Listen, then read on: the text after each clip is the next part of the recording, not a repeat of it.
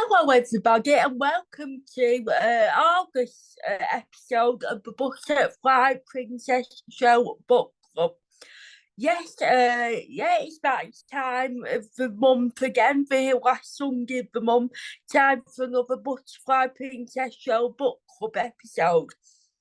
This month, I'm going to be discussing the book. You can probably tell by the background, the picture in the background, the book we're going to be discussing. And that is the book The Figurine by Victoria Hislop. Now, this, I really loved this book for many reasons, which I will explain shortly. But this is the first book I've read by Victoria Hislop, although she has wrote quite a number of books, particularly set in Greece and other countries as well. She was the author of a book called The Island, but this is the first book of hers that I've read. So this book it's a story about a young girl called Helena, who is the main protagonist. Now we follow Helena from a childhood to her early adulthood. We first meet Helena in 1968 when she is 8 years old, when she is visiting her grandparents in Athens, in Koligaki. Koligaki is an affluent neighbourhood in Athens. Now, during the time that Helena visits her grandparents, Greece is under a very turbulent dictatorship. Greece is under the dictatorship of the junta regime. Now, this was a true dictatorship in Greece, and they were a military dictatorship that ruled Greece between 1967 and 1974. And the junta regime was a very brutal regime. It was led by, it's called the junta, or the regime of the colonels. Now, the regime was headed by a man called Georgios Papadopoulos. Now, he was the main colonel of the junta. Now, this junta regime was a very brutal regime that over the 7 years that it ruled, it was a very far-right movement, so they had a lot of enemies, and a lot of them enemies either ended up imprisoned, tortured, or exiled. And so that's the background of the story, and that's the setting with where we first meet Helena. Now Helena is very close to her grandmother,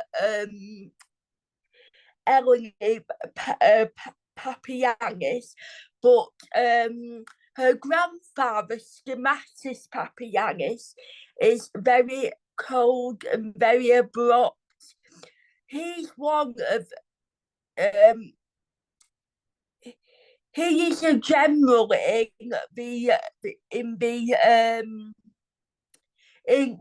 the junta regime under Georgios Papadopoulos, and he's very abrupt and cold towards his wife and grandchild.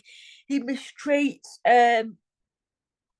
the maid, Dina, which obviously Helena becomes very close to. And we also meet Helena's parents, who are Hamish MacLeod and Mary MacLeod. Now, Mary MacLeod has changed her Christian name because Mary MacLeod is the daughter of Schematis and Eleanor Papagiannis, and she has moved to England. The family of Helena and her parents live in Suffolk, they have a family home in Suffolk. Now, she's moved to England where she's met Hamish MacLeod, who is Scottish. So Helena is half Scottish from her father's side, and she's Greek from her mother's side. Now, Helena is very strikingly beautiful. She's got that very Celtic look of red hair, blue eyes and pale skin, obviously inherited from her father. And her grandfather Schematis doesn't like her appearance, her Corkino appearance. Corkino is Greek for the colour red. So Mary ended up in England because she didn't like how her home country of Greece was being run. And we learn as well that Mary she wasn't christened Mary, she was called Maria Papayannis, but she changed her name because she didn't like the way in which her mother country was being run by this dictatorship. Now, obviously, we learn as well that Mary had a brother called Andreas, which is, of course, was Helena's uncle, but he died very young because he went into the Greek army. We learned that Schematis was very proud of the way that his son died. It was like a very honourable death, but Mary and Elaine were very upset by the death of their son and brother, and Schematis was very harsh in that he would only allow his wife to grieve for a year. And when we get further into the book, because what happens is, so that's the story of the historical side. But the story is that Helena inherits the Kolouraki apartments in Greece after her grandmother and grandfather have died.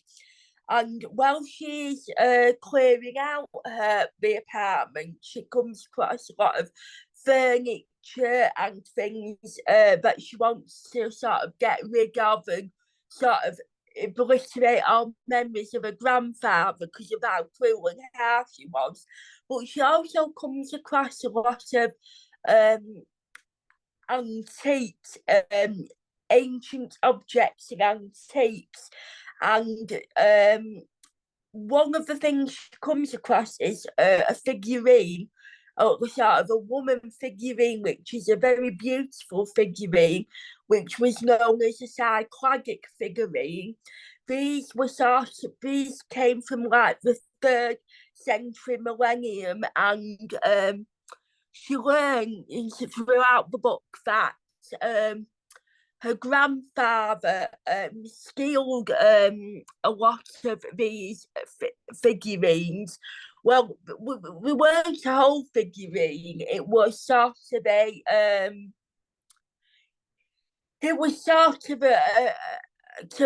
missing pieces of a figurine, and Helena learned that this was all part of illegal exhibition and money earned legal selling and smuggling into other countries like America to make a lot of money. So I've got a bit of background about this.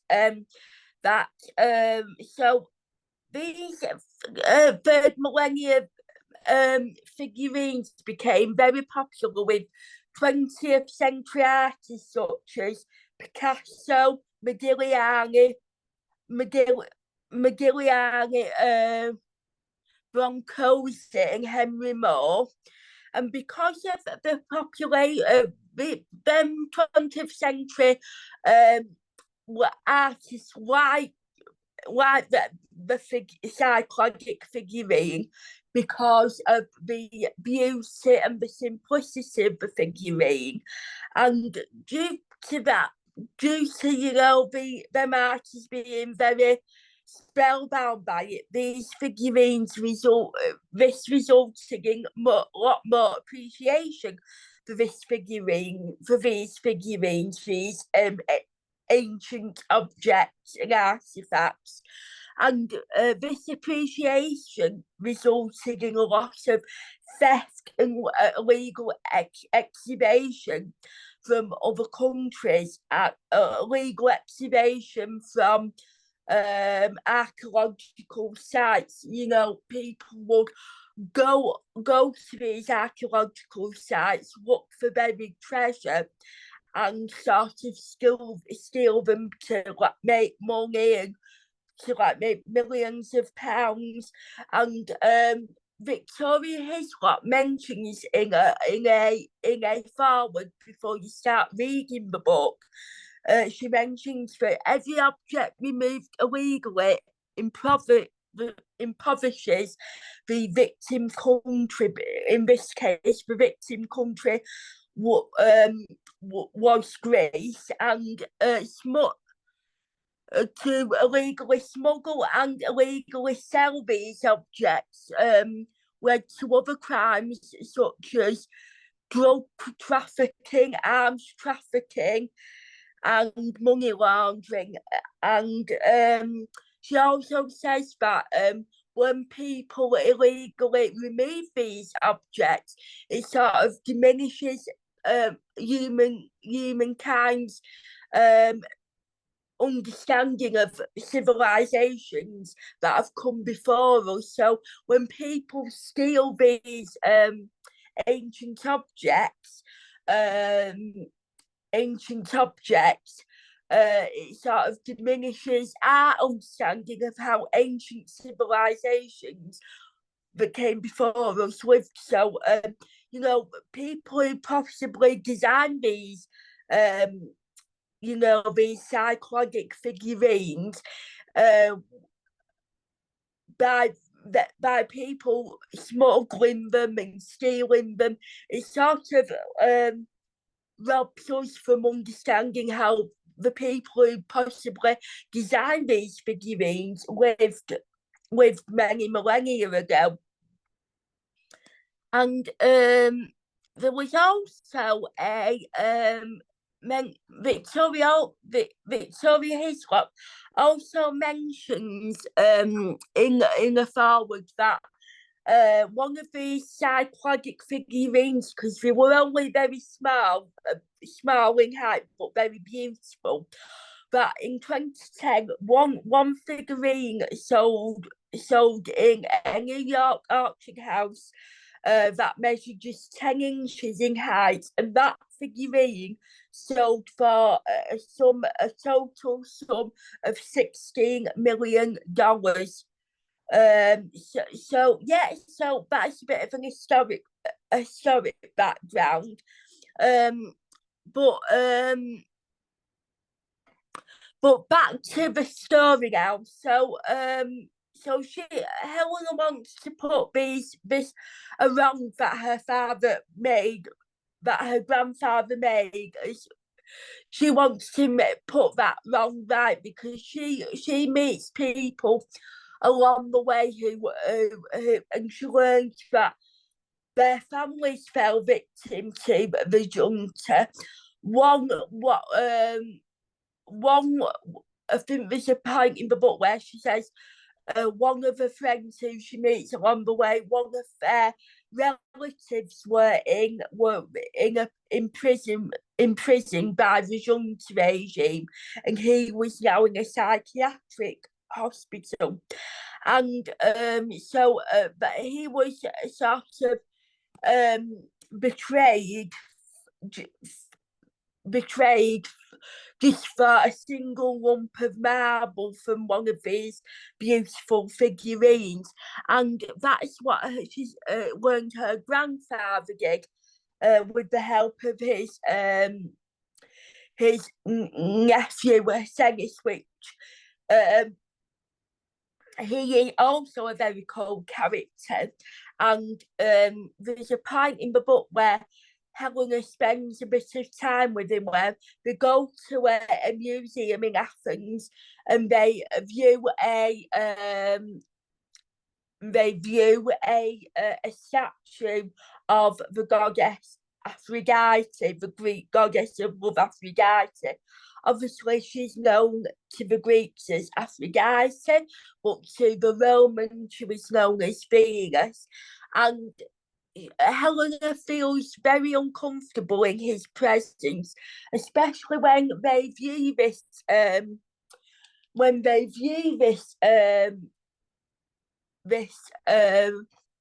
statue of Venus, and he says something to her that makes her feel very uncomfortable about how beautiful it is, but and that makes her very uncomfortable. It doesn't make her uncomfortable because she's explaining how beautiful it is.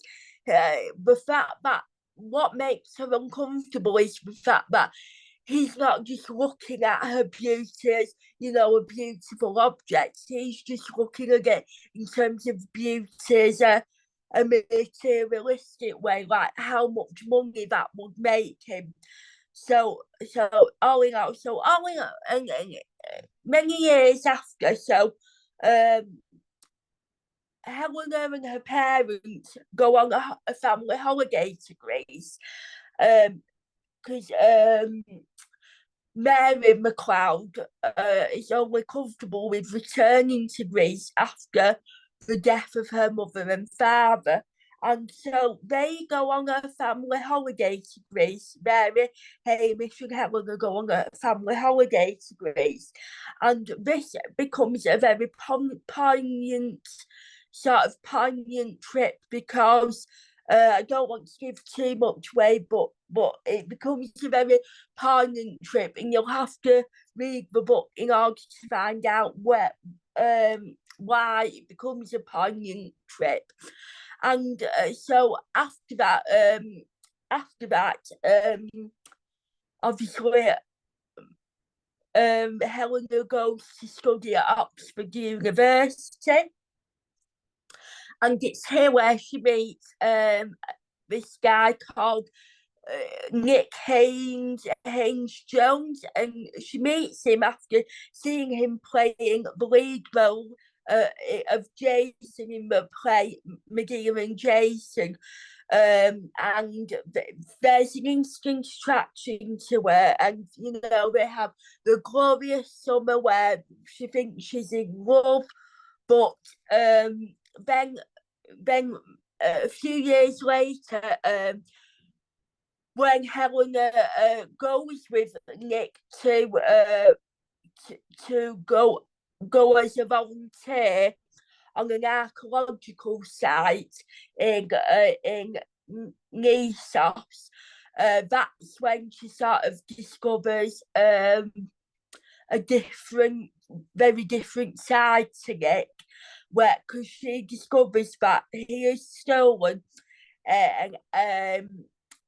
one of the psychological dolls that he found on this archaeological site of Nissos, and she's so disgusted that they have this big argument, and the psychological doll breaks, and later Helena discovers that Nick has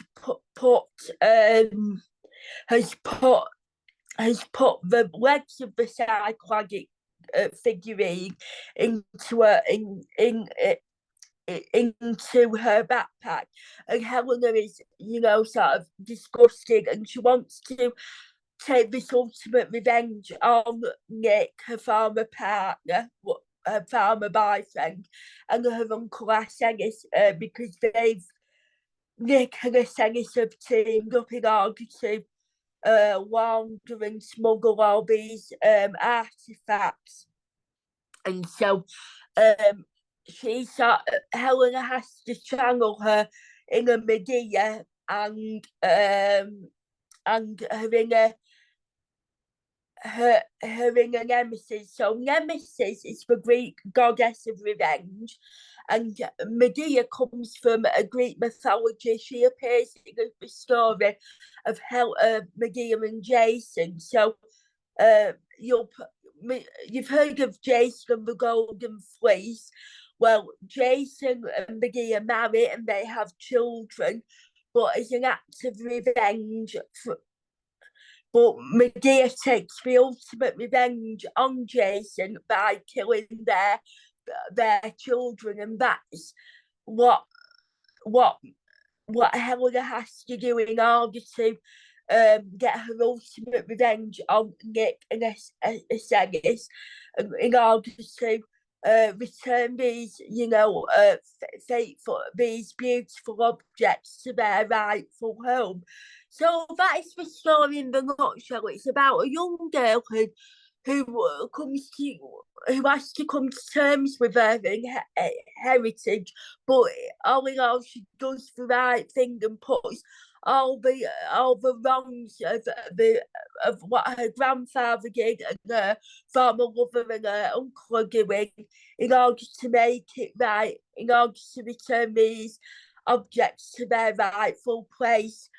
And I really enjoyed this book because, as you know, I'm a real lover of history, especially Greek history, and it was really refreshing to read this book. And yeah, there were beautiful descriptions of Greece, like the weather and the scenery and so forth, but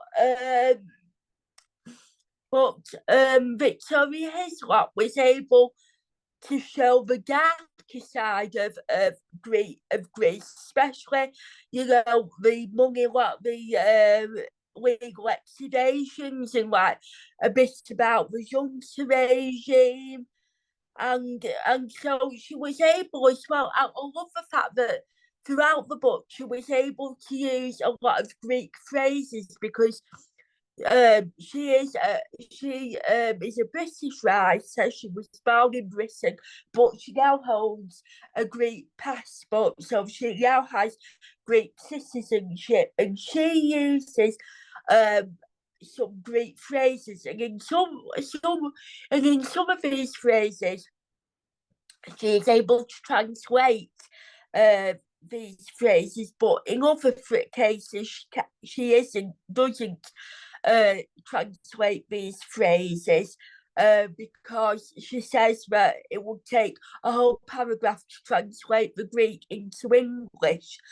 And so it was a really good read, and I really loved the character of Helena, and because she was a really strong female character, and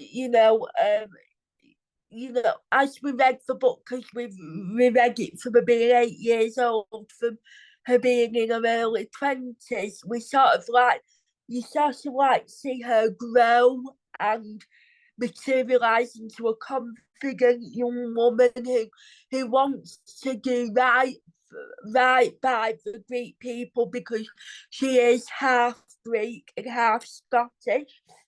And so that's why I really enjoyed the book. And just to mention the sort of the background to all this. So there is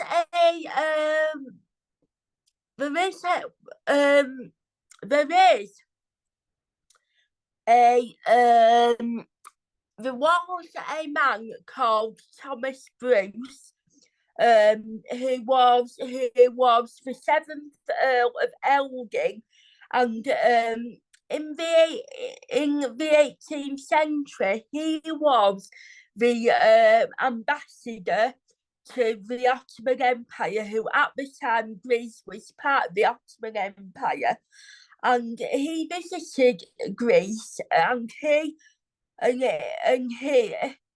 stole a lot of art, a lot of artifacts and ancient treasures from the Parthenon, which dominates the Acropolis in Greece, in Athens. The Parthenon was the temple of the Greek goddess Athena, and in 1801, in the 19th century, so in 1801, Elgin is said to have overseen the removal and shipping of the Elgin marbles, as they became known, in a total of 170 crates. Now these marbles are still here within the now now I now apparently Elgin didn't have permission to steal these objects and artifacts from the Parthenon. He was only allowed to take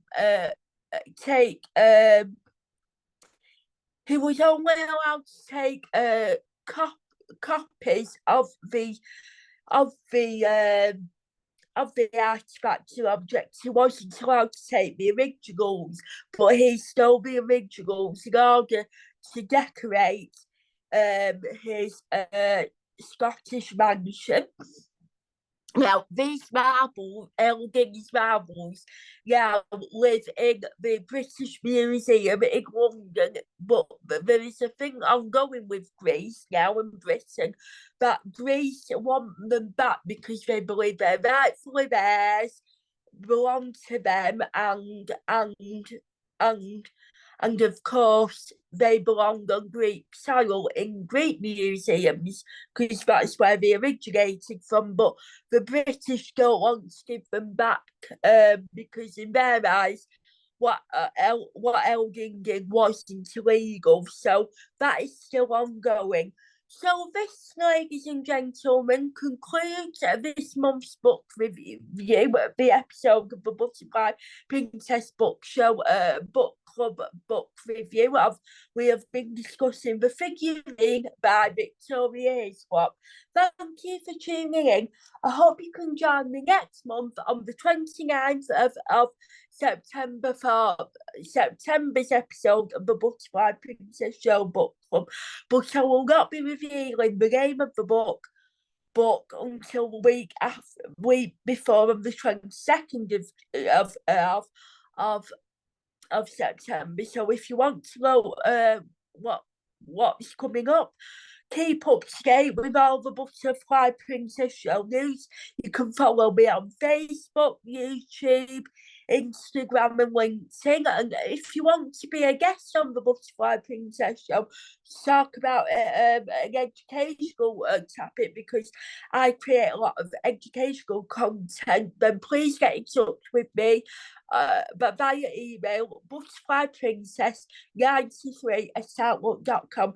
Thanks for tuning in, and I'll see you very soon. Bye-bye for now. Have a lovely rest of you bank holiday weekend. Bye-bye.